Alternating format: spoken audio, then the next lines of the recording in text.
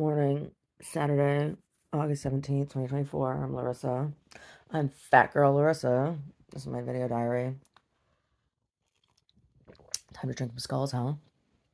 Time. Time to drink some skulls. Oh my god. Oh, I hurt. I do. I hurt. Say today, yesterday, my pain level was probably about an 8. Say right now, I'm about a 6 or a 7. So a little bit better than I was yesterday, but not much.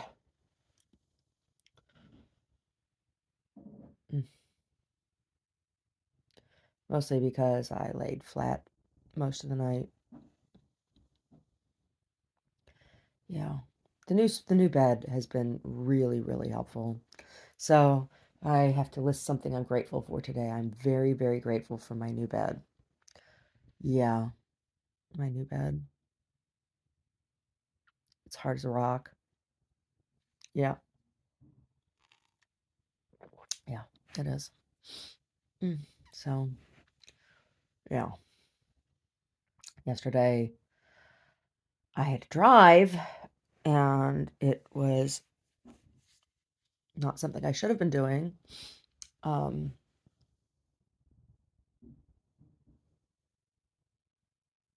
I don't want to talk about it. You know, I so very rarely assert personal boundary. My personal boundaries are always just too inconvenient for everybody else. It's like I'm expected to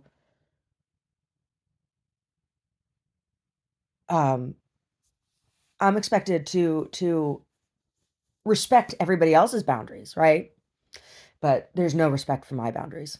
There's no respect for my personal boundaries in this life, right? When I set a personal boundary, I'm told it doesn't matter. Like there's this bitch that lives in Saratoga, Rachel. And she'd come up to my place all the time, wanting counsel, right? And it's just like, okay, whatever. But no, she's not there to pay me for anything. No. And she was a handful. She was a lot of work. I mean, she's a drug addict. She's got some serious, mental issues and says and does some crazy ass shit. And she was just stepping over the boundary, personal boundaries, touching me, my personal touching my body. And it's just like, okay, doing things. It's like, okay, so no photography in here. And then she wants to take pictures and it's just like, get the fuck out. So finally, she made a comment to me that was out of line, that if I made to somebody else, geez, they'd be calling the police, right? If I made this comment. And I told her, this is not okay. Please don't do this. Don't say this to me. Don't touch me. Don't do this, you know. And she comes back with an argument as to why it's okay for her to treat me like that. So I told her, I said, don't come back.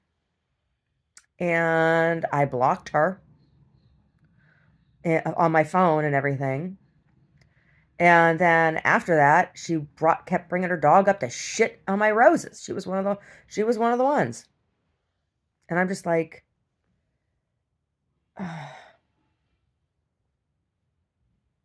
right, so you're a drug addict in a rich bitch town with a rich bitch family, and because of that, you're allowed to behave that way to me. Fuck you, right? But that's the way it always is. People are allowed to abuse me, but if I state what my boundary is, I'm the bad guy, right? There's all kinds of rules about why Larissa's not allowed to have personal boundaries.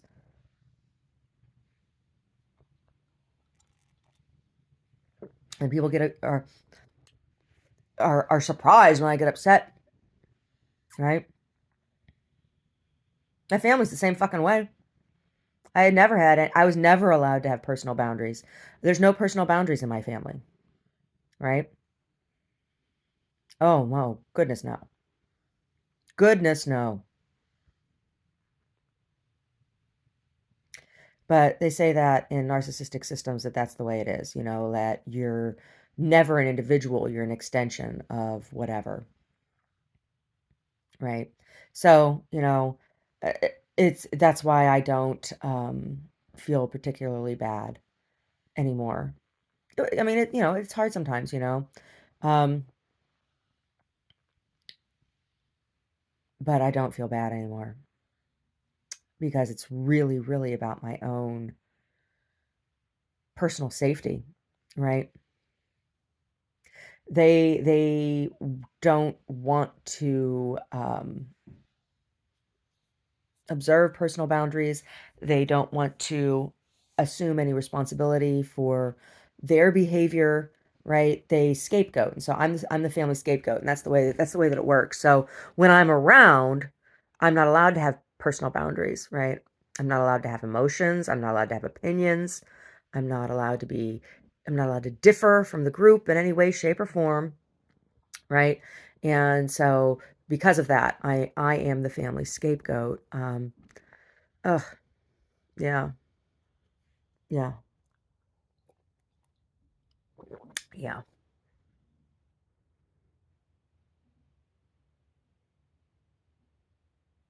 yeah.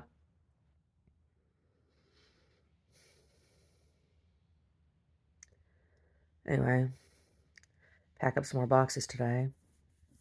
Mhm. Pack up some more boxes today.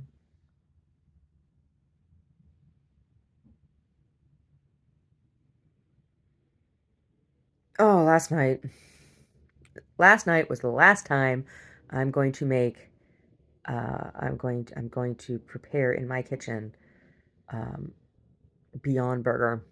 I made a decision that I'm not getting any more fake burgers, no more made to try to imitate meat burgers, right? Falafel burgers and honest to goodness garden burgers, things that you can see the grains and vegetables in, will be okay, but no more of these fake meat things. They keep altering, changing whatever the recipe is, and my body just does not want that any. Like my body is saying no to that. Ugh, right?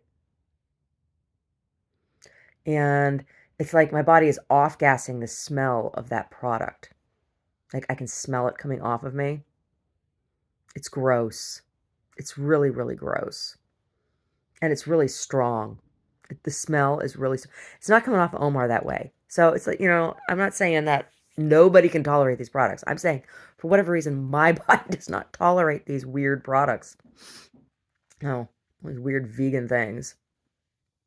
Plant-based. Right? Not even plant-based, most of the stuff, you know? I think the Beyond Burger is. I think it is, but who knows? Oh, the latest change that they made was from coconut oil to avocado oil in the product. Now, I use avocado oil when I cook sometimes. It's one of the oils I have down there. So it's not like I'm like, ew, avocado oil is so bad for you. But whatever they have to do to it to use it in that product, whatever it is that's going on in that product, I don't even know. I don't even know. I don't even know. Mm-mm. Not making those anymore. No. Stick to falafel burgers and like I said, good old fashioned garden burgers. Yeah. Yeah. Mm. Yeah.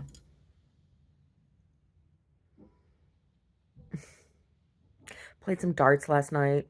I got to be the locust once, and Omar got to be the locust once. Yeah. We were joking. I told him, I said, "Oh, you play league darts. I play mercenary darts." What do I mean by that? Well, we have this like it's a vase is what it is. It's a big roundish vase, and it's all full of different dart flags, right? And so Omar always has he just picks a team, picks a set of dart flags and puts those on there, and that's what he plays with, right? His dart flags right now are they're like holographic dartboards, right? Me, I pick a new team for every game. So, and it's a mercenary team. It's not I don't pick the same flags. I stick my hand in, I don't look. I swish my hand around in there and I pull out three flags. Yeah, and that's who my team is. And all of the different flags I have assigned, like all the different designs I have assigned. Yeah, I do. I do. So I had a couple interesting teams last night. And if my flag pops off, right, in gameplay, then I have to replace that flag. If the flag touches the floor, the flag gets replaced. That's the rule. So I had to replace a teammate last night in the second round. Yeah. And then, of course, while we play our game, Locust, against each other, I also have my numerology game that I play. It's not really a game. Numerology isn't really a game. It's more of just like a question and answer kind of thing. I do the same thing when we go bowling. It's been a long time since we've been bowling, right? I do numerology. I do numerology when I bowl. Yeah, I don't gamble. I don't gamble ever. Like I don't gamble. I don't gamble. Last time I gambled, and it wasn't. It's never been. I've never gambled serious ever. Um, but it was funny. We were in Vegas last time. Oh, when they tried to kill me in Vegas. Um, last time we were there, I was, I was drunk. We were out dancing. I was ripped, and I mean, I was drunk, but I still remember everything yeah, I still remember this. So like, I was tipsy and having a good time. Sat down to blackjack table, and Omar gave me $80. He's like, okay, here's $80. I'm like, $80. I said, just give me 50. He's like, nah, 80. Here's 80. So I sat down with $80 at the blackjack table, and I said it was just me and the dealer. It was a real slow room. There were only like maybe a handful of people that were playing at tables in this room, and it wasn't a high stakes table, right? It wasn't a high stakes table. So anyway, I said to him, I was all drunk. I said, I read cards. He's like, you count cards? I said, no. I said, don't worry, I'm not going to win anything. I said, I can't. I read cards. And he's like, you count cards? I said, no, I read tarot. And he goes, oh. He says, well, we'll see if you win or not. I said, no, I can't. I can't win. I said, if I win, I can't read. And he was like, oh. So then we played, and I lost every hand. And he just looked at me, and he was like, I told you so. And I got up and walked away. Maybe that's why they followed me around. I don't know. I don't know. He was funny. He was real funny. No, we'll see if you're gonna lose them all or not. I said, oh, I will. I said, I can't win. If I win, I can't read. Yeah, no, I don't gamble. I don't gamble. I don't believe in it. Like I don't certainly I don't believe in it in betting on beings. Oh goodness no. Oh goodness no. I don't believe in betting in beings. Oh, I don't believe in that at all. Oh my god. Like I'm against that. I think that is morally and ethically wrong. Like people want to gamble on card games or whatever. That's something else altogether. But even that, like gambling, like what a waste of money. What a waste. What a waste of money. What a waste. Seriously. Mm, mm. So, whatever. I just felt like when in Rome. And I wanted to say I'd done something tried something other than penny slots, because that's what like any other time that Omar and I have gambled, and a couple times that we've been to Vegas and stuff is penny slots. We won $80 the very first time. Um, the very first time we went to Vegas, we won $80. We used it to help pay for dinner that night. Yeah, silliness. Just the penny slots with all the little old ladies, their plastic cups. Yeah. Mm. I just don't think it's fun. I don't. I don't think gambling's fun. Mm-mm. dancing around and having drinks and going to see shows. That was fun. Well, it was fun until they started drugging me. That wasn't fun. No, it was not. No. No, our last trip to Vegas was not fun. No. Mm-mm.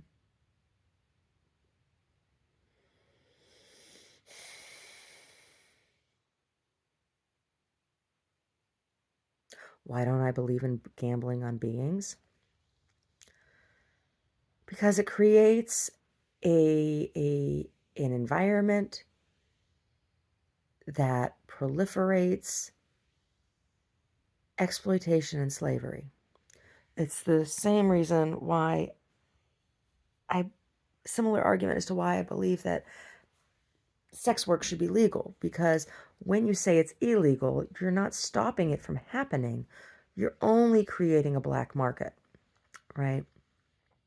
And an environment where somebody can own another person's body, own another person's labor, have have and it's the same thing with betting on beings.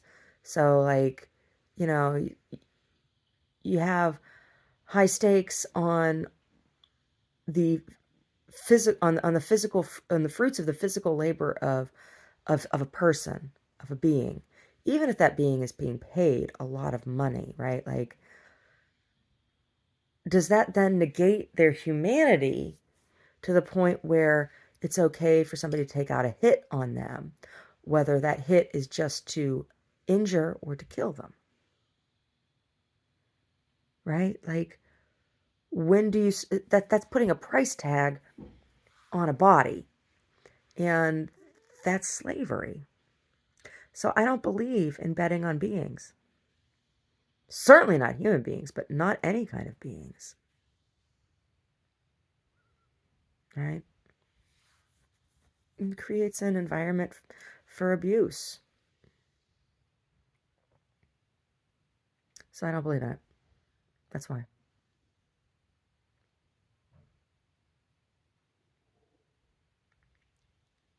Ooh, that's a creeper, isn't it? Yeah. Omar's always creeped out by that one. Creepy face. Creepy face. Creepy babies. My series of jewelries. The creepy babies. Creepy babies. Anyway.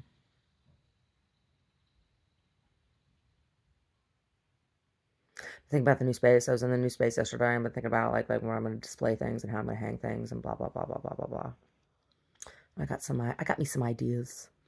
I do. I got me some ideas.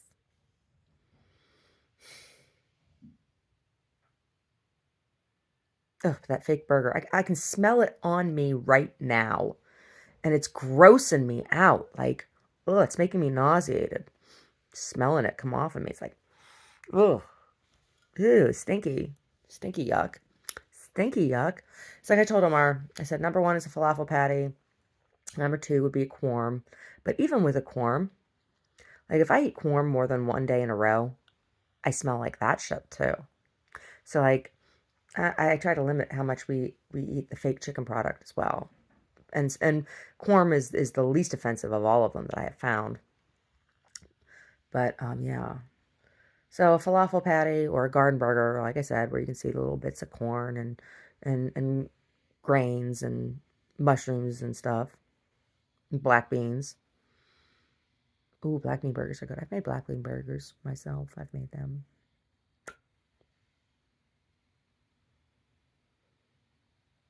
Anyway.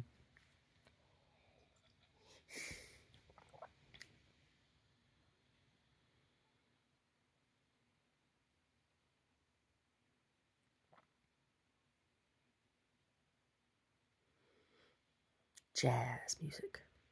As I walk down the street, seems everyone I meet gives me a friendly hello.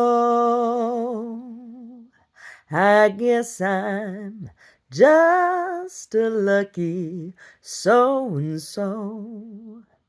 The birds on every tree are oh so neighborly. They sing wherever I go. I guess I'm just a lucky so-and-so.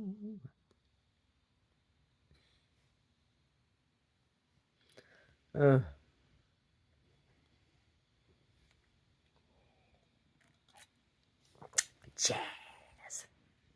Jazz. Yeah. And bluegrass and country music and R&B, and I like that Jill Scott. I do. Oh, Miss Jill Scott, I do. I like your musics. I do. Yeah, I do. Jill Scott. You're here. I'm pleased. I really dig your company. Your style, your smile, your peace mentality. Lord, have mercy on me. I was blind, now I can see what a king's supposed to be. Baby, I feel free. Come on and go with me. Let's take a long walk around the block after dark. Yeah, it's a good song. That's a really good song. Yeah. Really good song. Yeah. Love it. Love it, Miss Jill Scott. Love it. Love it. Fat girl to fat girl. Love it. How you doing, big girl?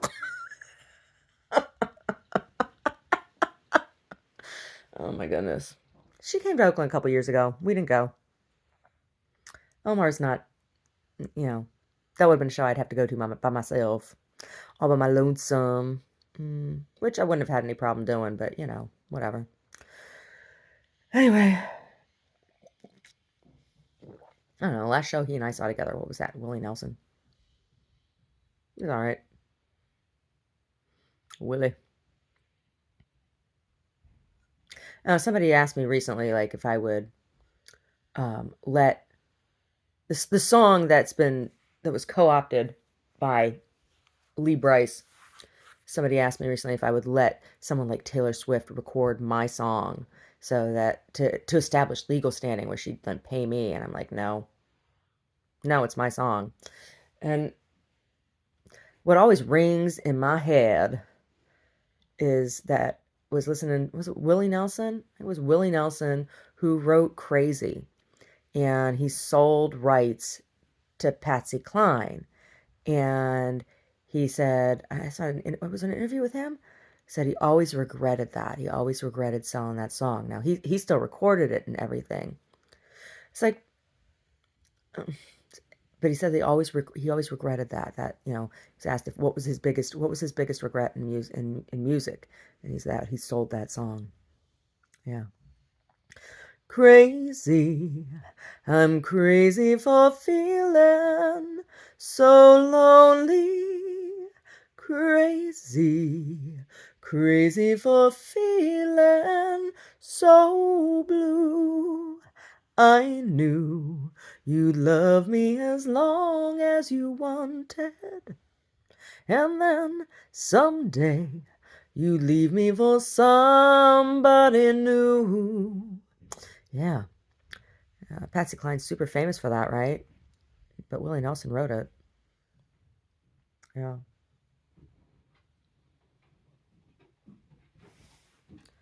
Here he comes. Oh, is it coffee time? It's coffee time. Oh, look at him. Look at him, Mr. Greasy Furry Britches. Greasy Furry Britches, hey you. Yeah, you. How are you? He needs a bath. Mm-hmm. Yeah, did you make an appointment for it?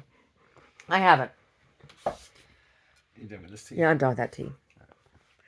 Now, that batch is not nearly as tasty as the last batch. That's what you were saying. No. There's a couple new things in it. You know, things that I don't normally put in it. Like, I've never had arnica in it before. And I'm not sure. I don't know if that's the sourness. But there's burdock. There's burdock and licorice root. And I think it's a combination of the arnica, the burdock, and the licorice root together. It's pretty, like, woody. Yeah, it's very woody. It's hard to get into the little T-ball. Well, I had to go out, so my Cuisinart thing pooped out. Mm-hmm. I think it's still down there, but it pooped out. I had to go buy another one, and I bought another one, and it's not nearly as high powered as the one that I had before, the food processor. Mm-hmm. I need a good food processor. And my immersion blender is pooped out too.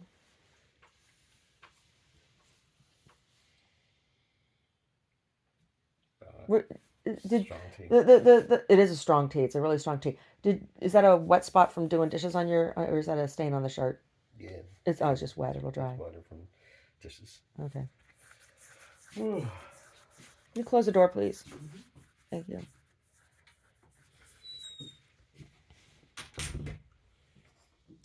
Yeah. Yeah.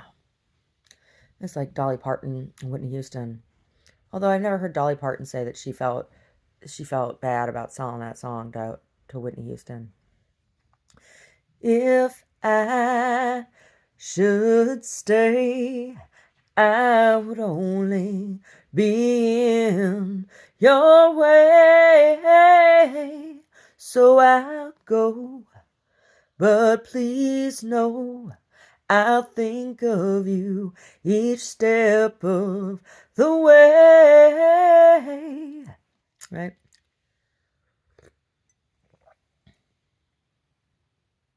She wrote that for her first manager. So the story goes. I don't know. I don't know.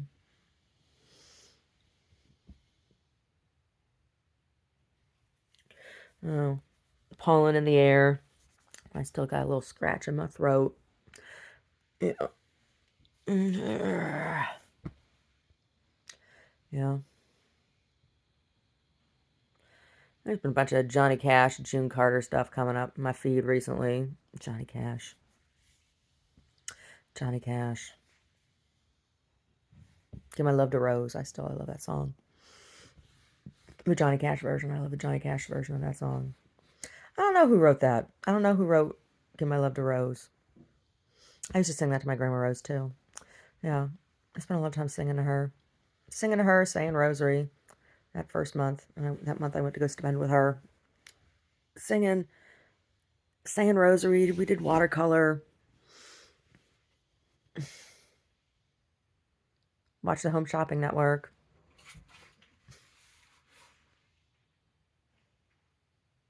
That's what I did with her. Yeah. Found him by the railroad tracks this morning. I could see that he was nearly dead.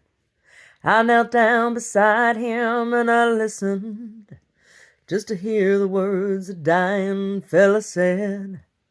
They said they left me out of prison out in Frisco. For 10 long years I paid for what I done. I've been trying to get back to Louisiana to see my Rose and get to know my son. Give my love to Rose, please won't you, missus? Take her all my money, tell her to buy some pretty clothes. Tell my boy that Daddy's so proud of him. And don't forget to give my love to Rose. Missus, here's a bag with all my money. It won't last them long though it goes.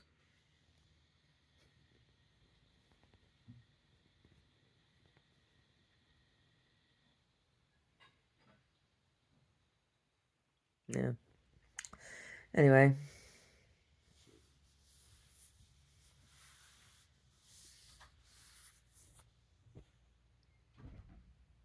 God bless you for finding me this morning.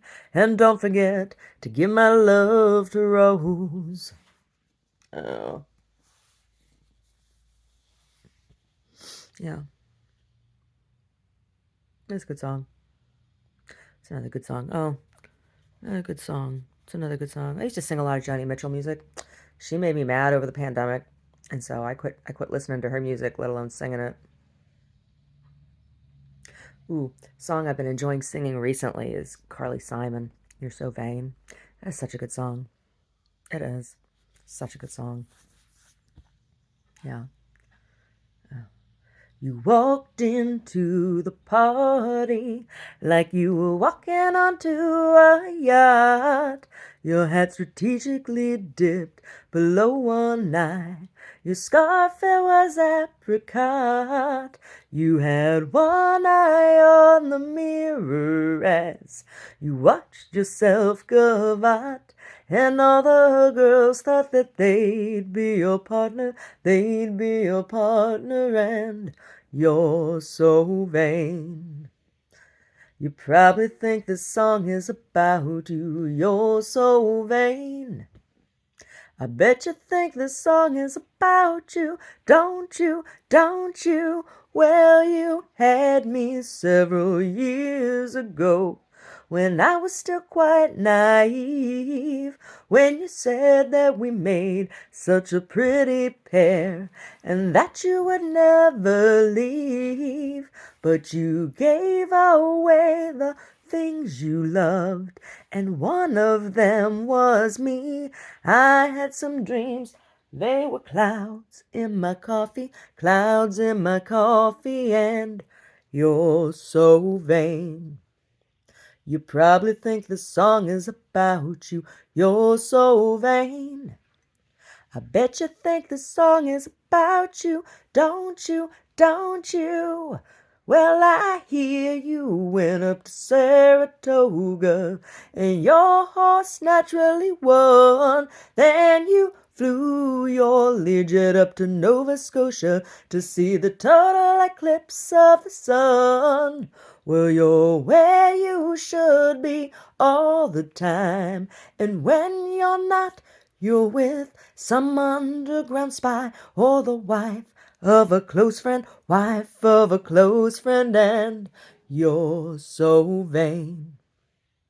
I bet you think the song is about you. You're so vain.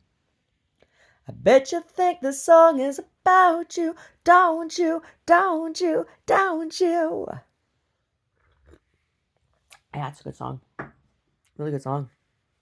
Really good song. Carly Simon and all her toofs. She got lots of teefies. She do. She got big old toofs. Arr! Carly Simon and her big mouth. I don't know. I don't know where Carly Simon is these days. I don't know. Yeah. Oh, Omar hates when the Carpenter songs come on. I love Karen Carpenter songs. They're so sappy. They are. And he's always like, ah. But they're a lot of fun to sing too. They are. Poor Karen Carpenter. Poor Karen Carpenter. Nothing but love for Karen Carpenter. Her little toothpick arms. Oh my goodness, girlfriend. I'm so sorry. I'm so sorry. I'm so sorry the world made you feel that way. With your pretty voice. Oh my goodness. Yeah. Are we really happy with this lonely game we play?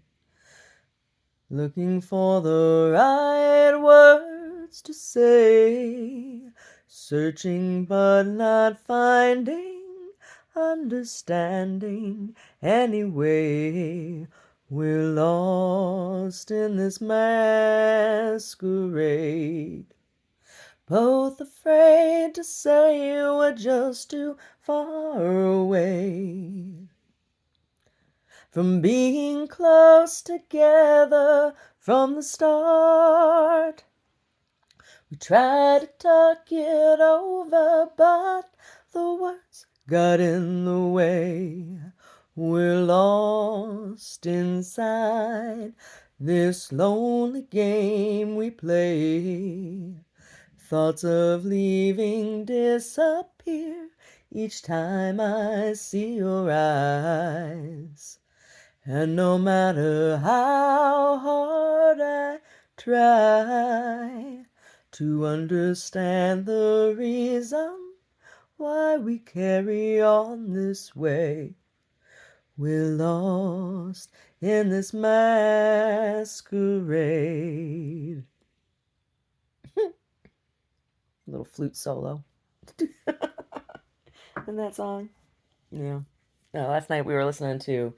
When we're playing darts, I have this playlist. It's called Decades of Rockin' Out. All these songs that I feel like people are rocking out to, and there are a couple things. Almost like who only on one of your playlists would those two songs be next to each other?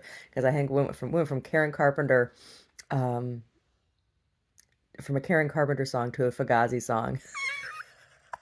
I was like, only on one of your playlists, Larissa. Like what? Karen Carpenter rocks out. She does. She totally rocks out. Why do birds suddenly appear every time you are near?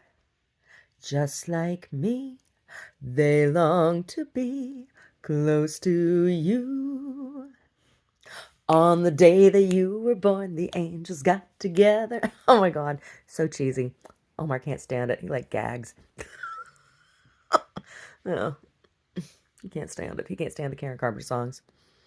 Yeah. I don't know. Yeah, but then we went straight to a Fugazi song. I think it was Repeater. You say I need a job. I got my own business. You want to know what I do? None of your fucking business. Yeah. Yeah. Oh. Anyway, they were good in concert. They were. They were. I miss the days of good music. There's not a whole lot of good music out there anymore, right? And I just can't get behind the pop music. That's the majority of the pop music that's out there these days. There's there's nothing that comes to mind like off the top of my head that I'm like, oh, that's a great song. Nothing. There's things that I will tolerate listening to on the radio, right?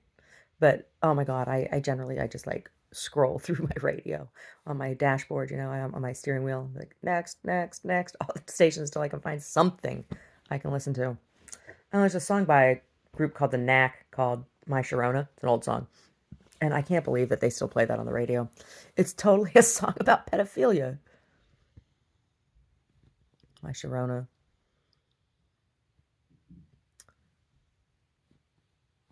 Lose my mind for those of the younger kind. Isn't that one of the lyrics? Oh my God.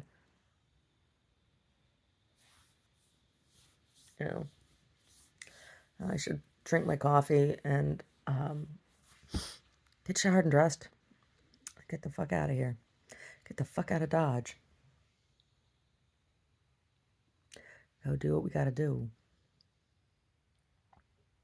There was a man, a lonely man, who lost his love through his indifference.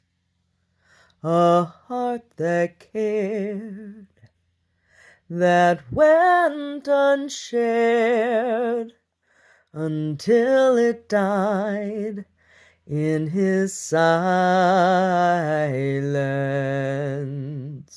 And solitaire's the only game in town, and every road that takes him down. And by himself it's easy to pretend he'll never love again.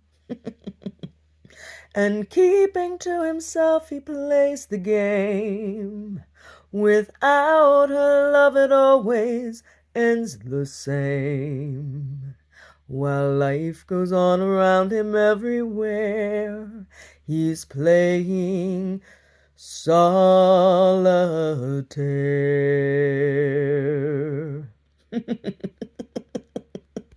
Omar particularly hates that song.